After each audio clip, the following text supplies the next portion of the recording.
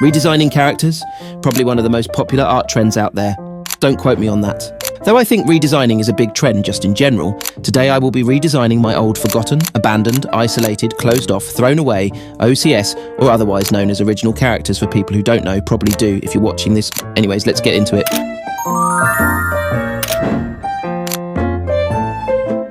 Felix Corleone, a vampire, pro-boxer, hemophobia-having, band leader. What a convoluted mess, I would have said, if I didn't remember actually having a decent story set up for this character.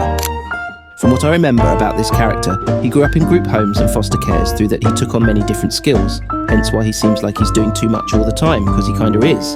This guy's constantly active and he doesn't stop moving, unless he's sleeping. He got turned into a vampire by one of his close family friends that later became his bandmate. That character will be coming up next. For this spread, I honestly didn't do too many interesting poses, but I do think it turns out quite nice in the long run. He has an abnormal trait in his fangs that came from irritation in his transformation. His bottom fangs grew twice the size, rather than the top, causing him to kind of look like an ogre rather than a vampire. He goes under a secret identity when pre-forming. His friends, bandmates and fans call him Ruby. He tries to keep his identity hidden, but ultimately he doesn't really care if they find out.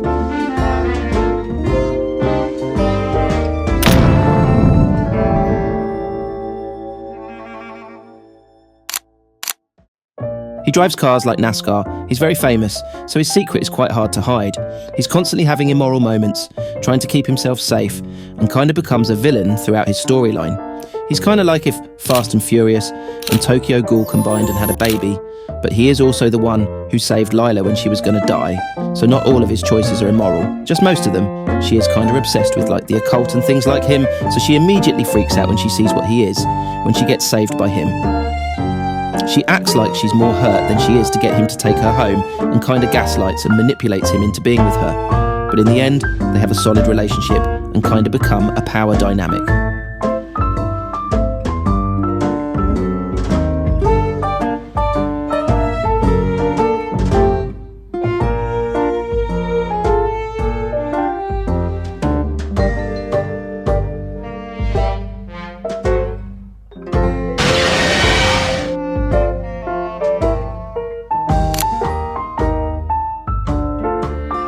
Devin Brooks, star footballer or at least, he thinks so. He is a major romance geek and could probably name at least 245 romance movies, books. He was always an avid reader, but never much of a smarty. What he read and learned from books he would dismiss and just focus on football or his passion of cooking. He kind of does this to spite his family. They have a rough relationship and he doesn't want them to be involved with anything. His motto is once trust is broken, it's unbuildable, and quite literally almost every single one of his close family members royally messed him up. His passion for cooking stemmed from his grandpa, who he loved. His grandma and grandpa were the only ones who treated him kindly. His grandparents would teach him how to cook and bake, which is where he took up those hobbies.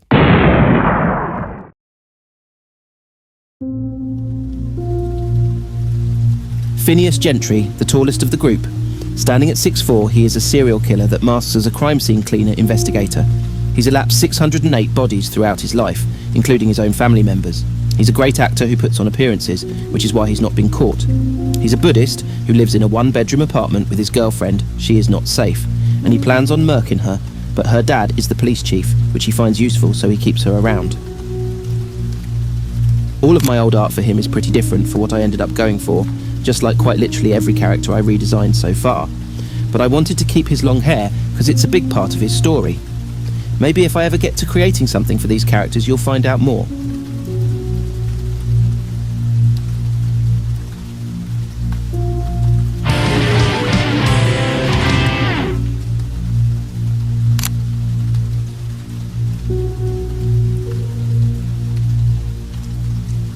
This character was pretty much just an Aki ripoff, at least his appearance and a decent amount personality, but his story quite differs. He is a businessman with a side job of a hitman.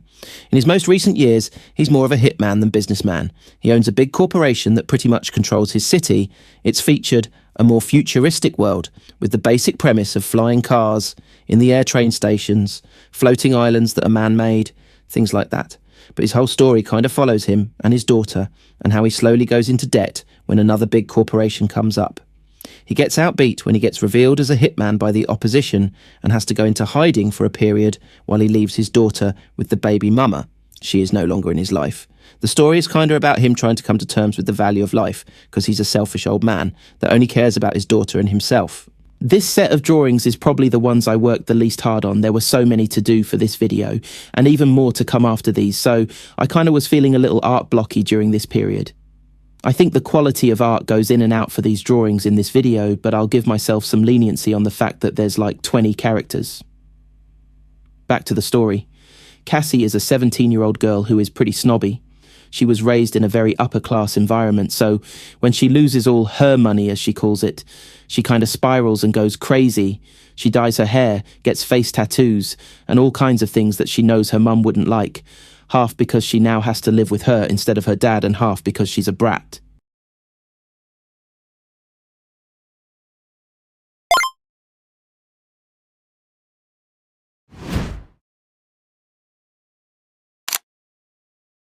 Gil the Gargarian warrior, Gargarian being a word that doesn't exist. I came up with a species that is pretty centre-focused on orc warriors.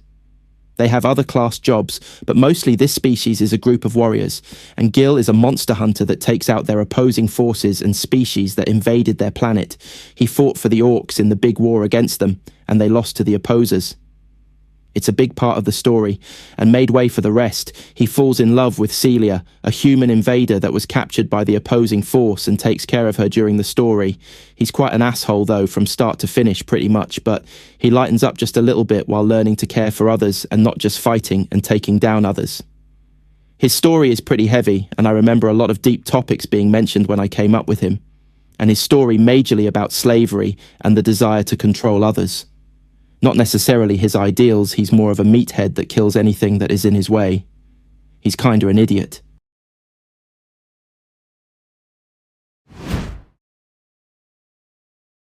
Redesigning this.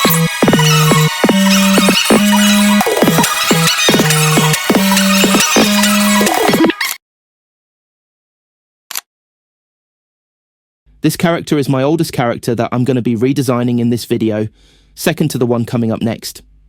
I've redesigned this guy a few times, as you saw in the last clip, that redesign being a year or two back.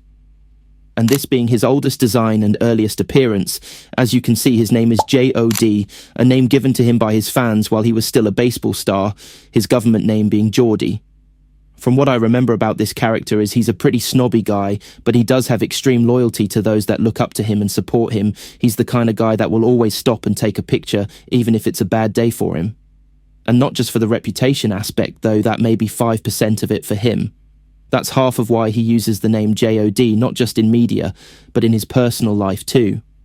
During the middle-ish section of the story, he gets diagnosed with cancer and has to stop doing what he loves, that being baseball, and kind of goes into a deep depression, and the story from there on out takes a sort of darker turn that makes him spiral. He starts doing a lot of illegal things and stuff that is just overall bad for your body and mind, that just accelerated his descent unto death. He kind of does these things on purpose and later on regrets it all. It's a chaotic story that is kind of self-sabotaging.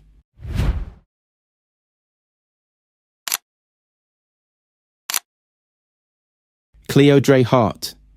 He's an adventurer, photographer, computer software engineer that just can't get himself to stop exploring even when it hinders his actual job. He's a rich guy with a brother from the army that has always explored, which when he was a kid, he would go with him here and there, and developed a passion for nature, wildlife, and exploration. He kinda doesn't have any passions of his own other than computer software developing, but even that, he doesn't put his time into. His family always joked they were twins, but not because they looked alike, but because of how much he would follow his brother's footsteps. When he couldn't make it into the military cause, he's an underweight, scrawny kid. It kinda discouraged him for a while and made him get his now job. He still misses most of his deadlines, though he's the kind of guy that will take weeks off his job, because he technically doesn't need it. Him coming from a rich family made him a little spoiled and devoid of real personality. He is my favourite character by far, though because of the amount he changes throughout the story, he learns his own way and leads his own life, rather than just being his brother in a way.